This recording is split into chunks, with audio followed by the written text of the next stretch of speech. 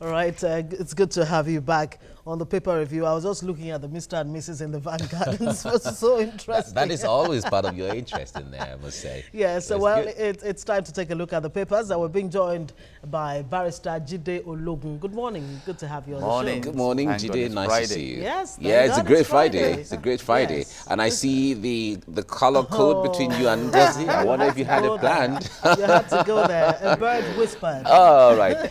Okay, let's start with the Punch newspaper now. Alleged 33 billion naira fraud. Reps demand NEMA DG sacking, accuse Ashibajo of illegal approval, and House asks EFCC ICPC to prosecute agency chief. Well, this is a big blow, I must say, a big bang when everyone is saying, well, when it comes to what is entitled to IDPs and people who have issues here and there, and then relief agencies or relief materials don't get to them and so on, and then we hear of scandals like this, although there still remain allegations as far as now is concerned in the eyes of the law.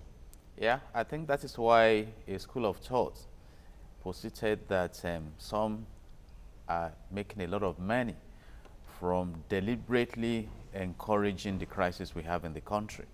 And when you look at allegations like this, it may not be far away from the truth. Like rightly mentioned, one of the major challenges we have in the country is that we allow crime to fizzle out. We don't allow the criminal justice system to run its course. And in industrial psychology, we call that reinforcement theory, which means that we do not deter those who may want to come. So you see situations where some are even waiting that let it be my turn. And we are playing games with lives. I'm disturbed when I read about the number of persons displaced. As we speak now concerning Boko Haram alone, about 27,000 Nigerians have been killed, about 2 million rendered homeless. We are not talking about schools that have been shut down. Recently, the president declared a state of emergency in the education sector of our national life. And when you pull all these issues together, then you wonder, what are these, the sponsors of these satanic projects, what are they benefiting? Well, they're cashing in on it, obviously. That's the obvious It's really a sad situation. Now, a CBN MTN near deal over $8.1 billion transfer dispute. This has been on for some time. Well, would that deal be in the interest of the nation at the end of the day? Will it be in the interest of Nigerians at the end of the day? Why would it not be? Because both the central bank is involved, the government is involved. Hopefully. Whatever they do should be to the interest of Nigerians. Adams Oshomole to face further DSS questioning. Probe his call logs. The Voice of Nigeria DG tells DSS, and I'm not behind his audio, Governor Amoso. Now, the point there is, this back and forth and controversy around the chairman of the APC, I wonder how this is going to impact on the coming elections. You see, definitely as it is, within the party, there are crises. Whether he's being grilled or not now, there are some conclusions that have affected some, big wigs, negatively or positively. But the allegation that he collected bribe is a tight one. All right. And my concern is that, is this even the function of DSS? DSS was established in 1986 to gather intelligence, ensuring the security of the president and some top bigwigs in the country. What is happening to ICPC? What is happening to EFCC? Exactly. Look at the case of Ganduje in Kano State. The House of Assembly, they're still battling to probe. So what value do we have in actually fighting corruption? And of course, some are insinuating that the governors who are allegedly fighting the chairman are more pained by the money they have released without getting the benefit. But these are things that are underground. But I have said that we have the capacity to ensure diligent prosecution resulting from intelligence investigation in this country. So we have but a is the capacity, will but the there? will, that's Is it. the will there? That's Okay, it. let's just run through the rest. Nigerians bash federal government for claiming it spends 3.5 million naira monthly to feed El Zagzaki. This had gone over the roof, I must say, because when that statement came out, credited to government officials for saying that, and everyone would really ask questions. 3.5 million naira a month. That's about. And some would say, I think it's million better bring him home. We will have to go and take his place. Just That's like about we 42. heard, just like we heard that 14,000 is spent on each prisoner in Nigeria every day. Every day. You know, and that's about 42 million naira in a year, about 126 million in the past 3 years that he's Which been means in there. incarceration, if you you know. have to put that calculation together, especially for the one you talk about prisoners, it means the prisoners are even having a better time Than the And Nigerian don't workers. you Nigerian feel workers. also that in a more civilized society, that the minister should be queried to justify that?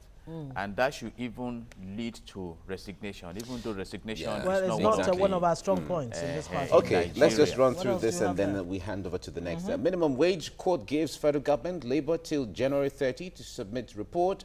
And Nigeria servicing debt with more than 50% revenue. IMF is saying that the US, France, others show interest in Nigeria Air. Federal government is revealing this.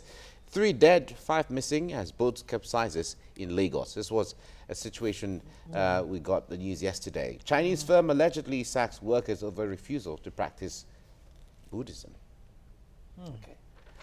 All right, moving on to the New Telegraph while you ponder on that one. Amosun, I have no hand in Oshomole's travails. PDP APC chair has fled Nigeria. Asks NIA Interpol to track him. APC prove allegations of DSS arrest and interrogation as Von DG says he should resign. All right, to the bottom column of the New Telegraph there, on the front page, Presidency, Buhari to review 30,000 naira proposal. NLC, you have no choice. Court orders FG Labour to submit report. So this seeming flip-flopping over the 30,000 minimum wage is getting a lot of Nigerians concerned about, you know, the sincerity of government to actually, you know, up the minimum wage. I think we should look beyond even the sincerity and look at capacity and ability, which is the foundation. We've been addressing the symptoms, minimum wage. Why can't the minimum wage sustain the earner? You know, globally speaking, we have a dented economy. At number 2, now the pensioners, at least in a state, are beginning to also advocate that you need to increase what we are earning to. So do we have the economic capacity? So can we focus back on reviving our national economy to be supportive of the responsibilities of putting a workforce together? I was reading a report that troubled me. Dr. Adeshina, the president of African Development Bank, revealed that about $200 million have been released by African Development Bank towards electricity in Nigeria. And someone said, there is no underdeveloped country, but a mismanaged country. So I think my position is that as long as we focus on minimum wage, we are not addressing issues. Can we address the resourcefulness needed to maximize the national resources we have? And I think that will help can the us. Nigerian worker wait until that is done? And I mean, When what are the guarantees that I'm so even that will happy, be done? Especially anytime? when some of these things are not justiciable. You can't hold government, you can't take government to court, for not providing let me roads tell you and one all thing. of that. I read a quotation that when the government fears the people, there is good governance. When the people fear government. Wow. But let me also warn us, if you are monitoring trends now, I think we may come to that situation when we begin to hold our leaders accountable. At a time some months back, I was calling on the National Assembly because of my concern on the state of insecurity in Nigeria. But they pretended as if they were safe. But today now, it started by somebody invading that Senate building, taking away the maize, followed by Broad daylight. broad day In the presence of senators. by you know, then the masked mobile policemen that went to seal up the place. Until now, we have not gotten to the root of it. And then now to you the have recent the attempt, attempt, deputy whether Senate it's burglary or president. whatever, on deputy Senate president, Senate president of the country. So, by Okay, and large, the state of insecurity in this country, the state of the economy, the state of this unity that is spreading will eventually mobilize the people to sit and discuss how we move forward as a people. You just mentioned the case of, and also on policies, the case of MTN and CBN. Do you know how many investors backed out because of that policy decision?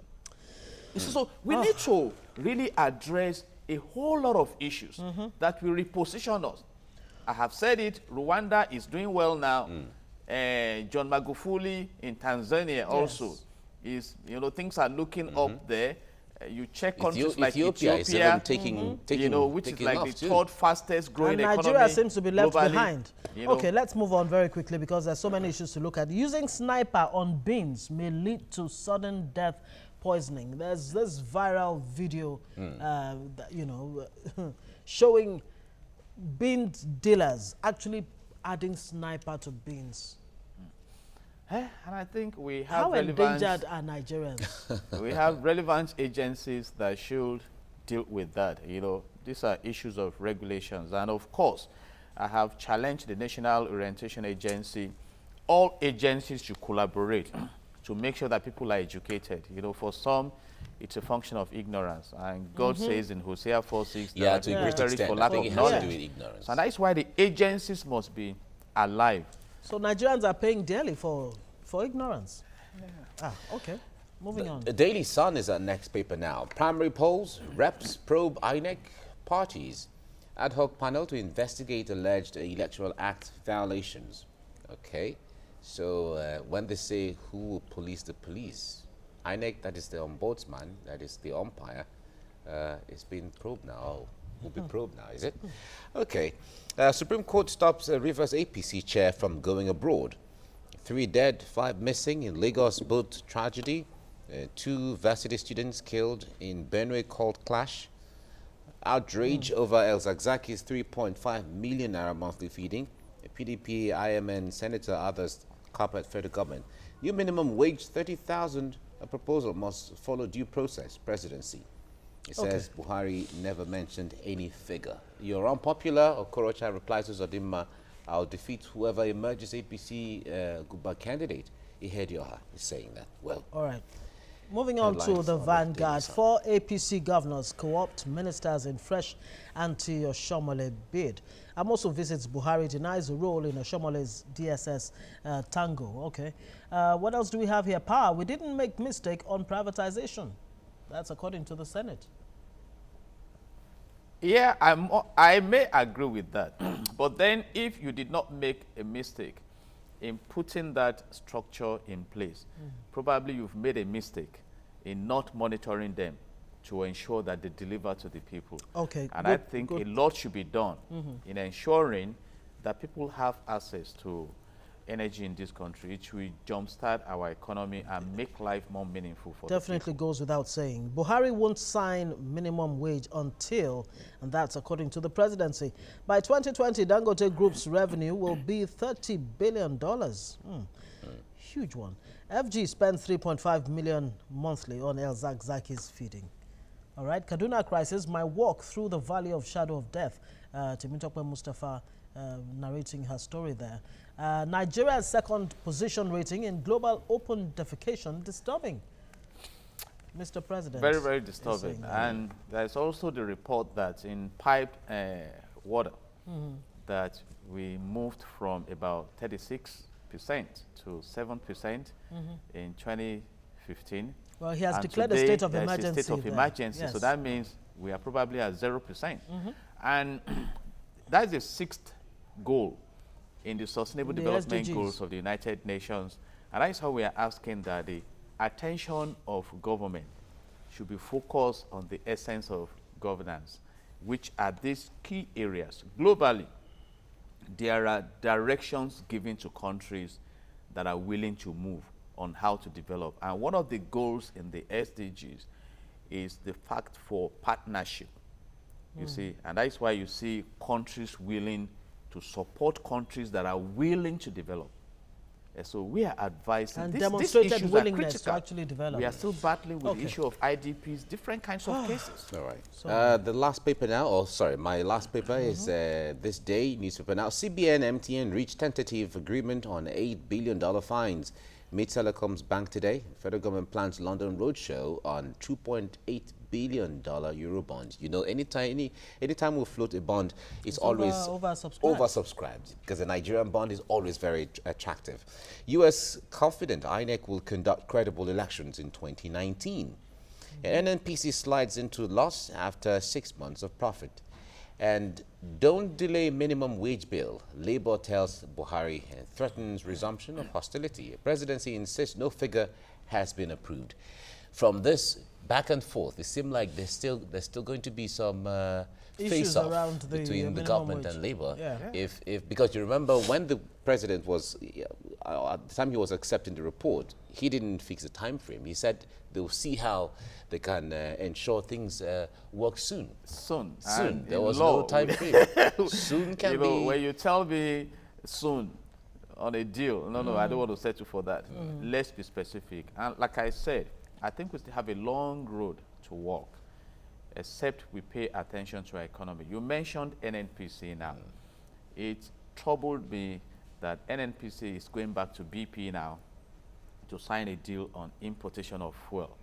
Shell BP that discovered oil in commercial quantity in Nigeria in 1956. And we started our crude exportation in 1958. We have 4 refineries. NNPC was established in 1977. Today, we are importing fuel. Our refineries are functioning, but at what rate, I don't know. And I have said it, we can study some other templates. The United States of America, as we speak now, has about 135 refineries functioning. As at yesterday, America became the biggest oil producer in the world. So what are we talking about? So can we now shift attention on those who have been managing or mismanaging NNPC since that critical... On whose table does all of this? I know. Take responsibility at the end of the day. I know. Okay, let's move on. All right, the Daily Trust, that's our last paper this morning. We're talking about NNPC. Mekanti Baru has been trying to reassure Nigerians. He says no fuel scarcity in December. That's at the bottom column of the Daily Trust there. All right, should that allay Nigerians' fears or concerns? Is that what we should focus on? That there is no fuel scarcity? There will not be. Or that as we speak now, I think fuel is being imported into this country at the rate of 205 naira and is sold at the pump price of 145 naira per liter. So we still have the subsidy gap, and that is the controversy between the National Assembly, the money drawn from NLNG. Yes. You know, so let's focus on critical issues, not symptoms. The fact that we don't have fuel scarcity in December does not mean that sector is healthy. Okay. So can we do a business audit? But that is where we have sincerity. And but my question now... Can we even do it without the refineries functioning? At least near optimally? Sincerely speaking, if you ask me to choose a country 20 times over, I would choose Nigeria.